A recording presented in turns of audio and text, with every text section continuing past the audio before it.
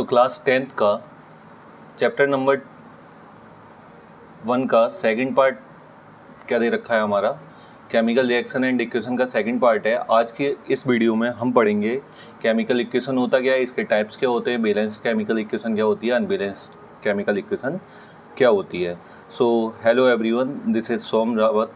सो सबसे पहले chemical equation देखते हैं, केमिकल इक्वेशन होती क्या है। तो इससे लास्ट वीडियो में हमने पढ़ा था कि केमिकल रिएक्शन क्या होती है। तो केमिकल रिएक्शन मतलब रिएक्ट जब कर रहे होते हैं दो एलिमेंट या दो कंपाउंड आपस में मिल करके एक न्यू सब्सटेंस जब बना रहे होते हैं तो वो क्या कहलाती है, केमिकल रिएक्शन कहलाती है। लेकिन केमिकल रिएक्शन को जब सिंबॉलिक रिप्रेजेंटेशन दिया जाता है तब फिर वो किस में कन्वर्ट हो जाती है, केमिकल इक्वेशन में। मान के चलो अगर मैं आपसे बोलता हूँ कि हाइड्रोजन गैस, तो हाइड्रोजन को जब रिप्रेजेंट करोगे तब नॉर्मली अगर लिख रहे होगे hydrogen plus oxygen, hydrogen plus oxygen, तो ये मिल के बन क्या रहा है, वाटर बनना है। अब हमने यहाँ पर क्या था, कोई भी ज़्यादा रिप्रेजेंटेशन नहीं दी ना, लेकिन इसको सिंबल के टर्म से, मतलब हाइड्रोजन का सिंबल क्या होता है, H होता है, तो H2 plus O2 arrow H2O। अब ये क्या हो गया, सिंबल के टर्म्स में हो गया। अब सिंबॉलिक रिप्रेजेंटेशन को भी और भी बेटर करा जा सकता है। जैसे हाइड्रोजन गैस होती है तो यहाँ गैस का सिंबल बना दिया, यहाँ गैस का सिंबल बना दिया। ये लिक्विड होता है तो यहाँ L लिख दिया। तो इस तरीके से हम रिप्रेजेंटेशन को और भी बेटर कर सकते हैं। तो किसी भी केमिकल रिएक्शन की जो सिंबॉलिक रिप्रेजेंटेशन होती है वही क्या कहलाती है, chemical equation. So a chemical equation is the symbolic representation of a chemical reaction in the form of symbols and chemical formulas.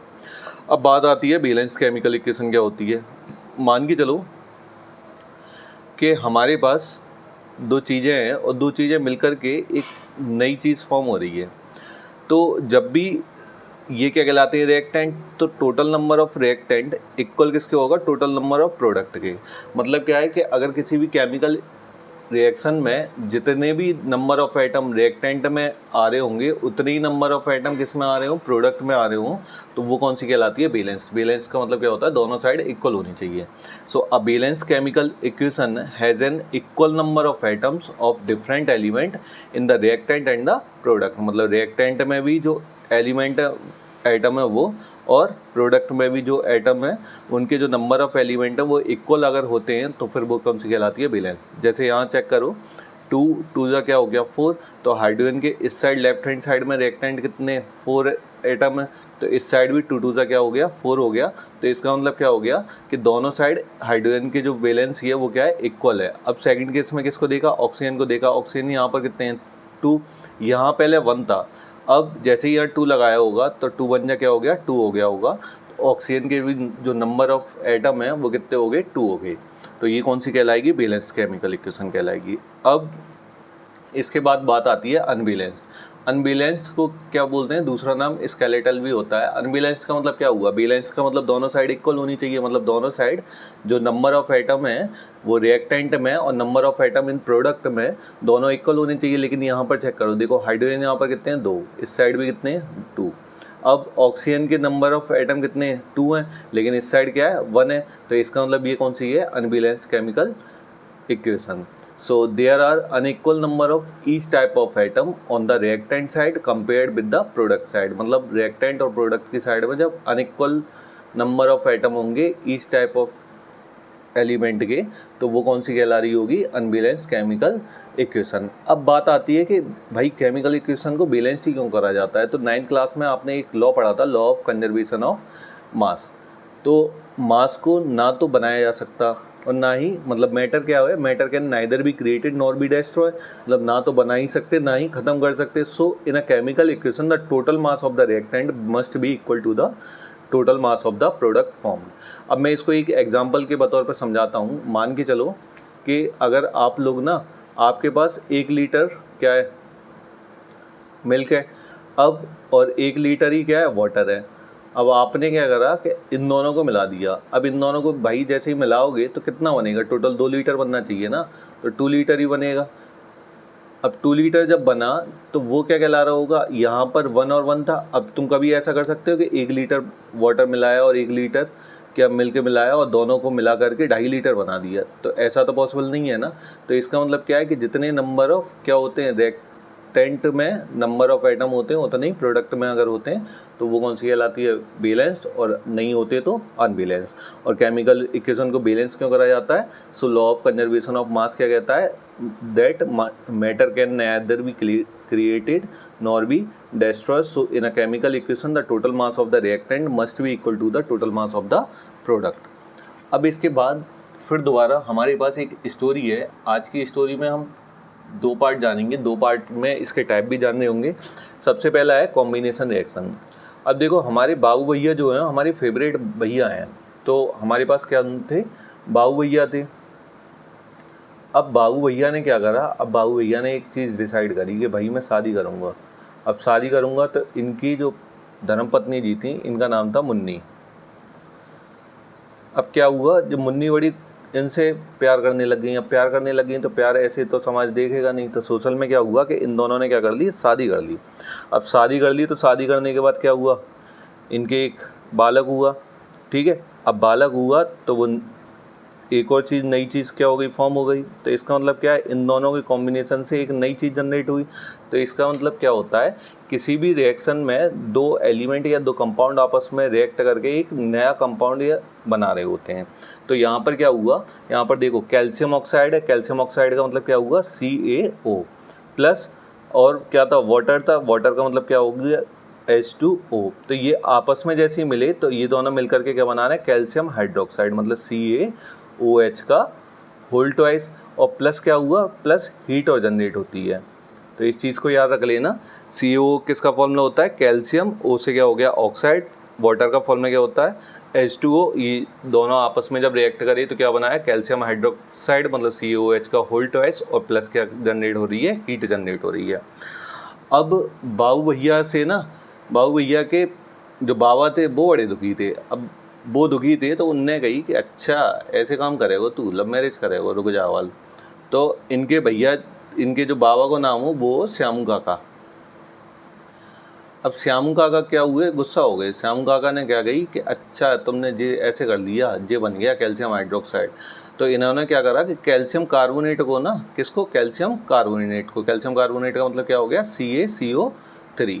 Calcium carbonate को क्या करा इन्होंने, किस में रख दिया, गर्म करना चालू करा। अब जैसे ही ये गर्म कर रहे हैं तो कैल्शियम कार्बोनेट करा बचाओ बचाओ, तो जो कैल्शियम कार्बोनेट किस में कन्वर्ट हो गया, कैल्शियम ऑक्साइड में, और प्लस कार्बन डाइऑक्साइड में। इसका मतलब क्या हुआ, अगर किसी भी चीज़ को हीट देने पर वो ब्रेक डाउन हो रही है तो वो कौन सी रिएक्शन कहलाती है, थर्मल। ठीक है, डिकम्पोजिशन का मतलब क्या था, अगर कोई एक चीज़ 2 चीज़ में या 2 से ज़्यादा चीज़ों में ब्रेक डाउन हो रही है तो वो कौन सी कहलाती है, डिकम्पोजिशन रिएक्शन। लेकिन अगर डिकम्पोजिशन रिएक्शन में हीट के थ्रू अगर ब्रेक डाउन हो रही है तो वो कौन सी कहलाती है, थर्मल। अब बाबू भैया ने कही अरे यार ये तो काम गलत हो रहा है। तो ये काम गलत हो रहा है तो उन्होंने क्या करा, एक बीकर लिया, बीकर में पानी भरा और पानी में दोनों क्या डाल दिए, इलेक्ट्रोड डाल दिए। तो जैसे ही इलेक्ट्रोड डाले तो फिर क्या हो गया, ये वाटर जो है ना, वाटर ब्रेक डाउन हो गया। अब वाटर किस में ब्रेक डाउन हो गया, हाइड्रोजन में प्लस ऑक्सीजन में। तो इसका मतलब ये किसके कारण हुआ, इलेक्ट्रिसिटी के कारण, इलेक्ट्रिसिटी के कारण हुआ, इसलिए इसको क्या बोलते हैं, इलेक्ट्रोलाइटिक। अब बात आती है तीसरी। अब देखो श्यामू भैया तो गुस्सा थे ही, श्यामू काका। अब श्यामू काका के दूसरे भैया और थे, जे कौन थे, रामू काका। अब रामू काका ने क्या कही कि भाई तुम दोनों ने तो क्या कर दिया, तुमने, एक ने तो ये कर दिया कि हीट दे के चीज़ें तोड़ दी, एक ने क्या कर दिया, लाइट प्रोवाइड करवा दी तो तोड़ दी। अब मैं क्या करूँगा, अब मैं तुम दोनों से अलग हट के काम करूँगा। तो इन्होंने क्या करा, सिल्वर क्लोराइड को ना, किसको, सिल्वर क्लोराइड को, AgCl को किस में ले गए जी, धूप में ले गए। अब धूप में जैसे ही ले गए तो सिल्वर और क्लोराइड दोनों ब्रेक हो गए, मतलब सिल्वर अलग हो गया और प्लस क्लोरीन गैस अलग हो गई। तो इसका मतलब क्या है कि ये कंडीशन क्या है, 3 टाइप की हो गई ये। अब यहाँ से फिर दोबारा मैं समझा रहा हूँ, कॉम्बिनेशन रिएक्शन कौन सी होती है, कॉम्बिनेशन रिएक्शन वो होती है जब 2 या 2 से ज़्यादा एलिमेंट आपस में मिलकर के एक नया कंपाउंड फॉर्म कर रहे होते हैं। इसका एग्जांपल क्या है हमारे पास, CaO plus H2O arrow CaOH का होल ट्वाइस प्लस हीट। अब दूसरी जो टाइप है वो कौन सा दे रखा है, डिकम्पोजिशन रिएक्शन। डिकम्पोजिशन रिएक्शन कौन सी होती है, जब कोई एक कंपाउंड 2 या 2 से ज़्यादा एलिमेंट में ब्रेक डाउन हो जाता है तो वो कौन सी रिएक्शन कहला रही होती है, डिकम्पोजिशन रिएक्शन कहला रही होती है। अब डिकम्पोजिशन 3 टाइप की होती है, कौन कौन सी, थर्मल, इलेक्ट्रोलाइटिक और फोटोलाइटिक। थर्मल का मतलब क्या था कि श्यामू काका ने किसको दिया, हीट दी, हीट जैसी प्रोवाइड करी तो कैल्शियम कार्बोनेट किस किस में ब्रेक डाउन हो गया, कैल्शियम ऑक्साइड और कार्बन डाइऑक्साइड में।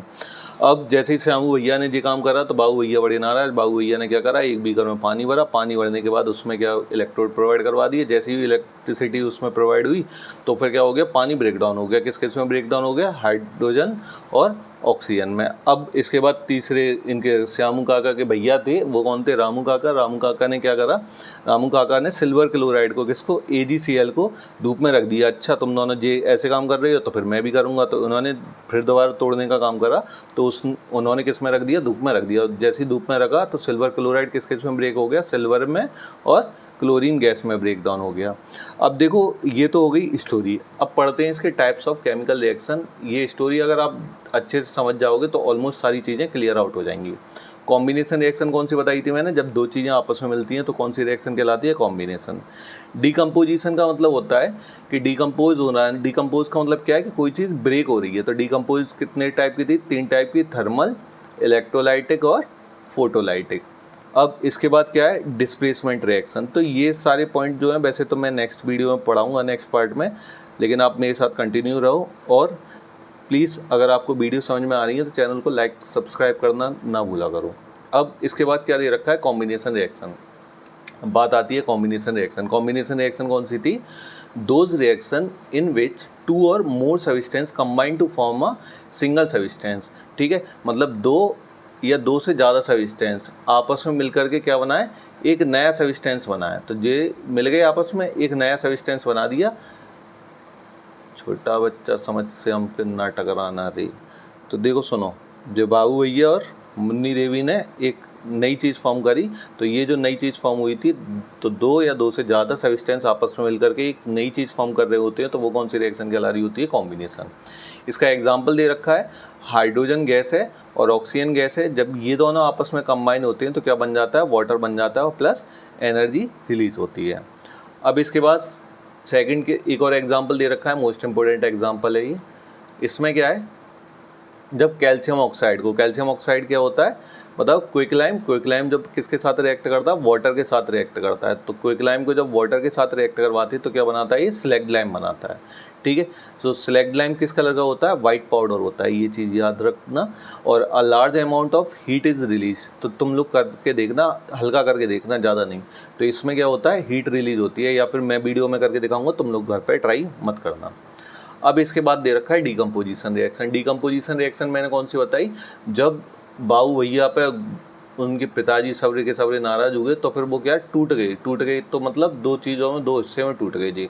अब सेम कंडीशन हुई तो 2 substance in which a compound splits up into 2 और more simpler substance are known as decomposition reaction. मतलब जब कोई कंपाउंड 2 या 2 से ज़्यादा सिंपलर सब्सटेंस में ब्रेक डाउन हो जाता है तो वो कौन सी कहला रही होती है, decomposition. Decomposition reaction is just opposite of a combination reaction. क्योंकि कॉम्बिनेशन में क्या हो रहा था, 2 से मिलकर के एक बनना था। अब डिकम्पोजिशन में क्या हो रहा है, 1-2 चीज़ों में ब्रेक डाउन हो रहा है।